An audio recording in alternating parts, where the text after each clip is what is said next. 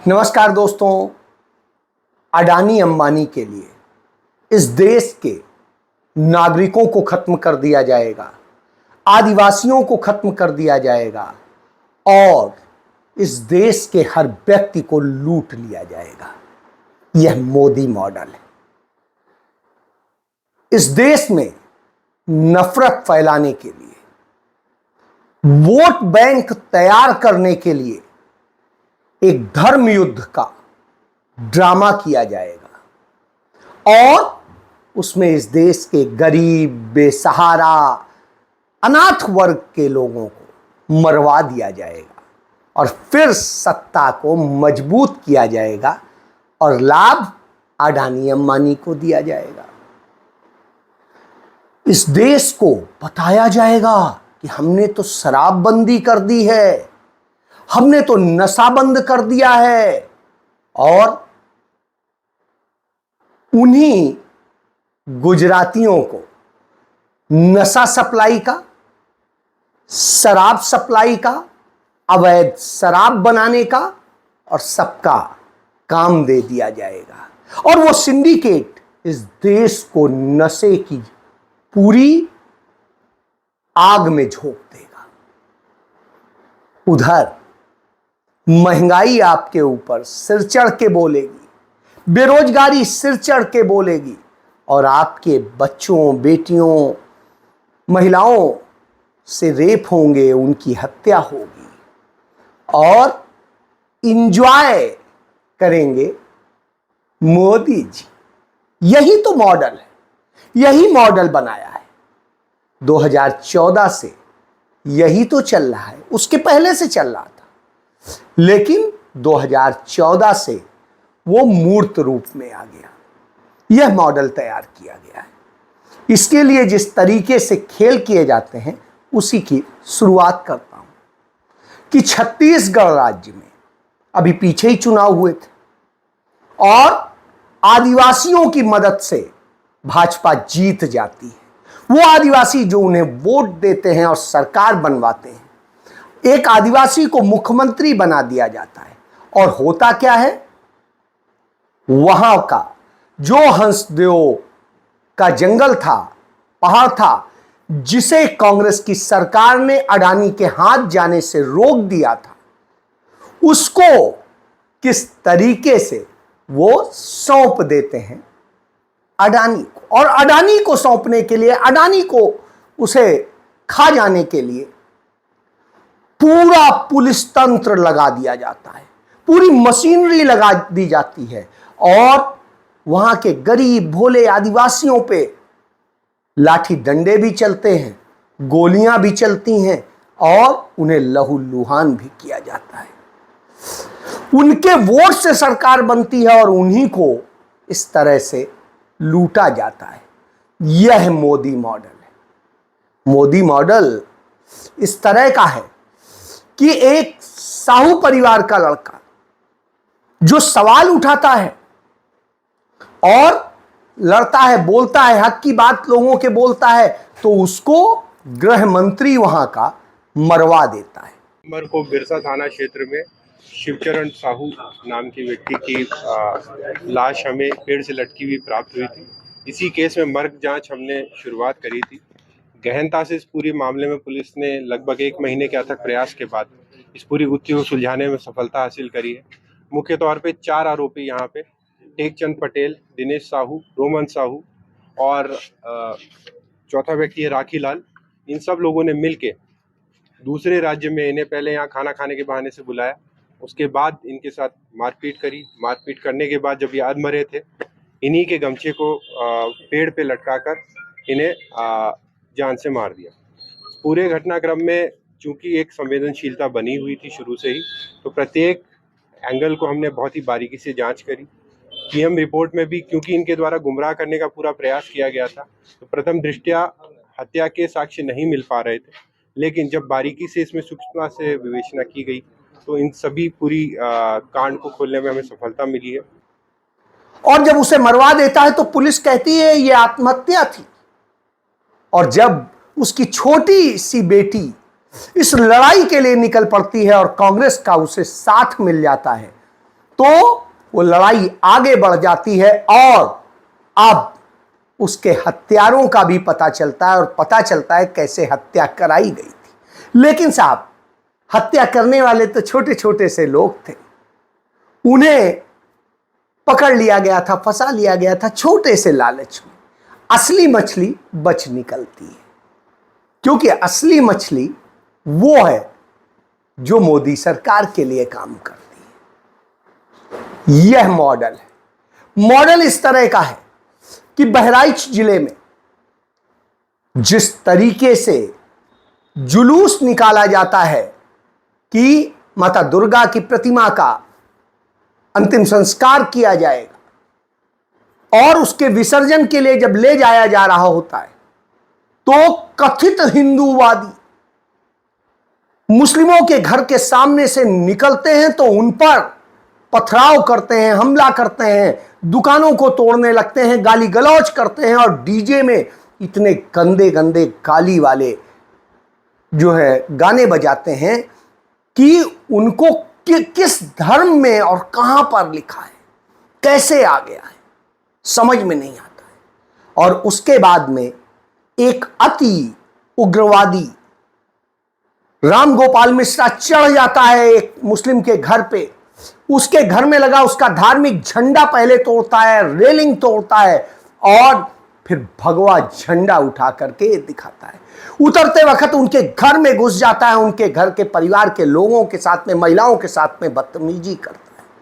बहरहाल बताते हैं कि 25 मिनट बाद उसकी हत्या हुई। 25 मिनट बाद हत्या हुई। हत्या के बाद में जिस तरीके से दंगा हुआ, जिस तरीके से 20 गांव के कथित हिंदू निकल पड़ते हैं और मुसलमानों के घरों को टारगेट कर करके आग लगाते हैं, ये गुजरात मॉडल है। 2002 के दंगे का आप असर देख लीजिए, वहां पर भी प्रायोजित था। साबरमती एक्सप्रेस में आग मोदी ने लगवाई थी, यह बात शंकर सिंह वाघेला ने बताई थी। और उसके बाद में उन्हें छूट दी गई कि जाओ मुसलमानों को घर में आग लगाओ, उनको मार डालो। और उनमें न जाने कितने कितने लोग, जाकिया जाफरी लड़ाई लड़ती नहीं इंसाफ की कि अपने पति और बच्चों की मौत का इंसाफ मिल जाए। कांग्रेस के सांसद थे, मार दिए गए उसमें, और बहुत सारे हजारों लोग मारे गए। यहां पर भी वही कोशिश थी। बहरहाल यहां गरीब गुरबे थे, घर छोड़ के भाग गए, बच्चों को लेके भाग गए। अब कितने मरे हैं कितने नहीं मरे हैं पता नहीं, लेकिन उन सब के घर तहस नहस हो गए। घर में कुछ बचा नहीं खाने को। जिनके अपने थोड़े बड़े काम थे, अस्पताल थे, कुछ था, वो भी सब आग लगा दिया गया। जो कि सेवा देते थे उनको भी उन्होंने मार दिया। तो यह स्थिति है। तो इन दंगाइयों पर, दंगा भड़काने की कोशिश पर और इन सारी घटनाओं के लिए जो दोषी रामगोपाल था, उसको किसने मारा ये नहीं पता है, लेकिन झूठा आरोप लगाया जाता है कि साहब उसी घर में, जिस घर का उन्होंने तोड़फोड़ करी थी, जिसमें उसने झंडा वो किया था और महिलाओं से बदतमीजी की थी, वहीं उन्हीं लोगों ने मारा है। और इस आरोप पर उनको इनकाउंटर करके गिरफ्तार किया जाता है। दोनों भाई जो हैं गंभीर रूप से घायल हैं, अस्पताल में भर्ती हैं सब, लेकिन पुलिस के ड्रामे देखने को मिल रहे हैं। इस तरह से फर्जी इनकाउंटर किए जाते हैं और उसके बाद में उन कथित बलवाइयों, दंगाइयों पर कार्रवाई नहीं हो रही है। जो दंगा कर रहे थे उन पर कार्रवाई नहीं होती, उन्हें पूरी छूट दी जाती है। क्यों? क्योंकि सरकार चाहती है कि दंगे हों, फसाद हों, और जब ये फसाद होंगे तो उनका वोट बैंक बनेगा। यही तो धर्म युद्ध है और ये बना रहा है, यही नरेंद्र मोदी का मॉडल है। इसमें मरने वाले कौन हैं? आपके घरों के लोग, छोटे छोटे लोग। जेल जाने वाले कौन हैं? आपके घरों के लोग, छोटे छोटे लोग। कोई भी न बड़ा नेता मरा है, न बड़े नेता के घर का कोई गिरफ्तार हुआ है। सारा इन्हीं पे दोष आ गया। अब आप समझिए, ये मॉडल कराएंगे आपसे सत्ता का सुख भोगेंगे ये। क्यों? आप धर्म के नाम पे वोट दोगे और ये सत्ता में बैठेंगे। ये मॉडल है।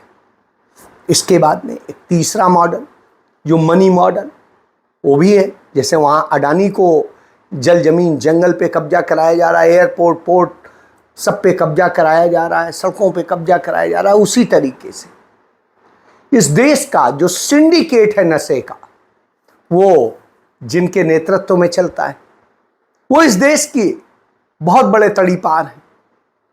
और गुजरात में जब शराबबंदी की गई, मैं गुजरात गया, घर घर सप्लाई देने का सिस्टम है कि आपके पास आकर के शराब पहुंचा जाएगा और छोटे छोटे बच्चों का इसमें इस्तेमाल होता है और इस तरीके से धंधा चलता है और बड़ी भारी कमाई होती क्योंकि टैक्स देना ही नहीं पड़ता।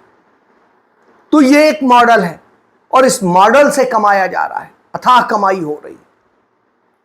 और उसमें जहरीली शराब से मरने वालों की संख्या गुजरात में आए दिन आपको सुनने को मिलती है कि अवैध शराब, जहरीली शराब से इतने मर गए, इतने मर गए, इतने मर गए। यानी शराब का धंधा बिल्कुल चल रहा है और ज्यादा चल रहा है, लेकिन दिखावे में शराबबंदी है। ड्रग्स का धंधा वहीं से चल रहा है, मुंद्रा पोर्ट से जिस तरीके से पूरे देश में आ रही है लाखों करोड़ रुपए की, आज ड्रग्स पूरे देश में सप्लाई दे चुके हैं। और किस तरीके से इस देश के युवाओं को खोखला बनाया गया है, वह सब कुछ भी सबके सामने है।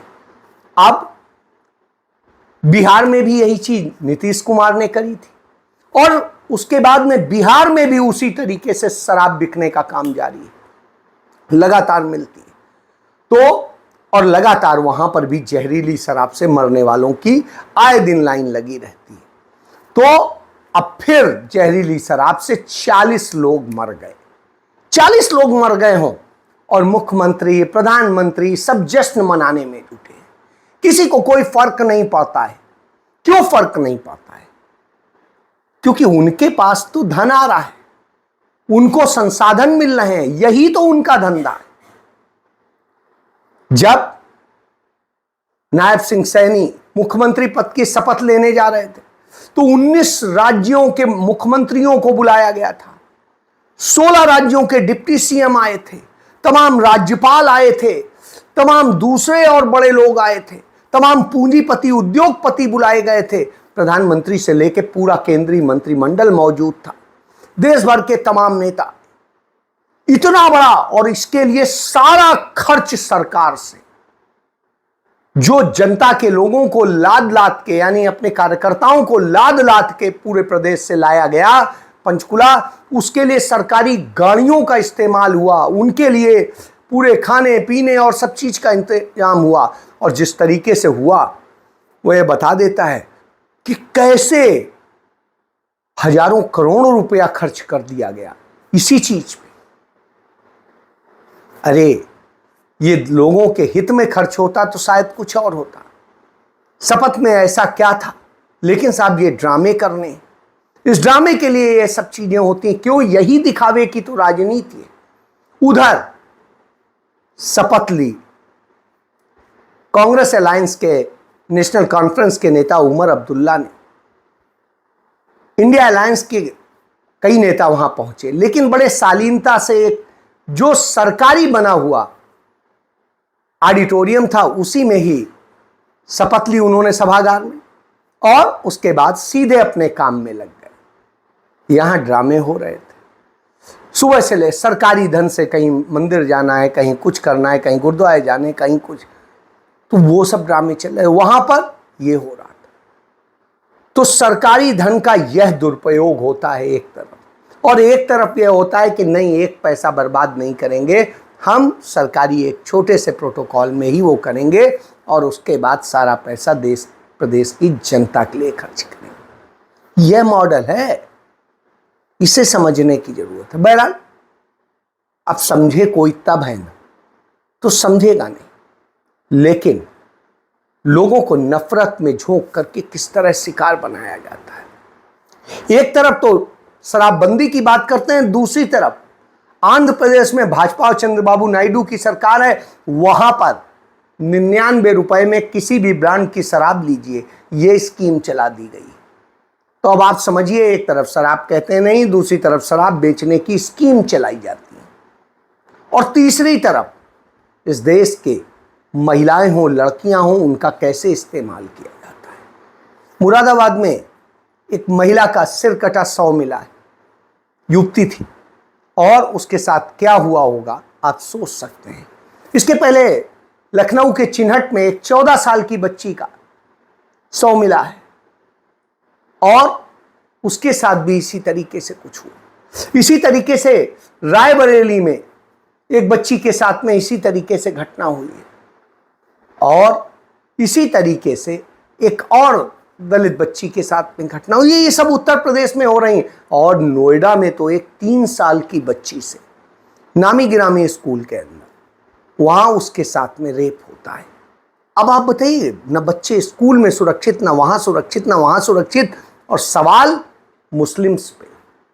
और अदालतें क्या करती हैं? अदालतें तो हमारे यहाँ आप जानते हैं किस तरीके से चीफ जस्टिस DY चंद्रचूड़ ने, जिन पर बड़ी उम्मीदें थी, उन्होंने आज तक हर जजमेंट नरेंद्र मोदी की खुशी के हिसाब से दिया, और वैसा ही जजमेंट उन्होंने दिया नागरिकता कानून के मामले में। और उस तरह का दे करके जो एक उस साजिश का हिस्सा बने, जो बहुमत से यह आदेश जारी कर दिया गया। क्यों? क्योंकि साहेब की को आरती कराने का काम उन्होंने ही किया, इसके पहले ये भी किसी जज ने नहीं किया था। यह स्थिति है। और इसके साथ साथ उन्होंने साहेब की इच्छा का मान रखते हुए न्याय की देवी के आंख से पट्टी हटा दी, उसके हाथ में जो तलवार थी वो हटा दी, उसकी जगह एक संविधान पकड़ा दिया और पट्टी खोल दी। यानी अब आप देखो पहले कि कौन है सामने, उस तरह से न्याय करो, और वो न्याय हो या अन्याय हो, कुछ भी हो, लाभ होना चाहिए अडानी अंबानी के नौकर का। तो यह बताने के लिए आंख की पट्टी खोल दी गई, यह बताने के लिए तलवार हटा दी गई कि नहीं, अब तलवार का काम तुम्हारा नहीं है, सजा तुम नहीं दोगे, वो तो पुलिस खुद ही दे लेगी। नरेंद्र मोदी को दे दो ये तलवार, वो करा लेंगे। जैसे हो रहा है, सरफराज को गोली मारी गई और उसके लोग को मारी गई, पुलिस ने मारी। तो साहब, ये इनकाउंटर वाले खेल, बुलडोजर वाले खेल, और संविधान बस पकड़े रहो को, हाँ संविधान संविधान चिल्लाते रहिए, होना कुछ नहीं, बस ये स्थिति है। तो आप इससे समझिए, यह चेहरा है इनका। तो यह इनका मॉडल है जो आपको भ्रमित करने के लिए होता है, आपको लड़ाकर बर्बाद करके अपनी सत्ता और सुख के लिए होता है। फैसला आपको करना है, क्योंकि नरेंद्र मोदी तो 5 स्टार 7 स्टार होटल में ही रुकते हैं, उनके मंत्री रुकते हैं, आप उनके नारे लगाते हुए मर जाते हैं। जय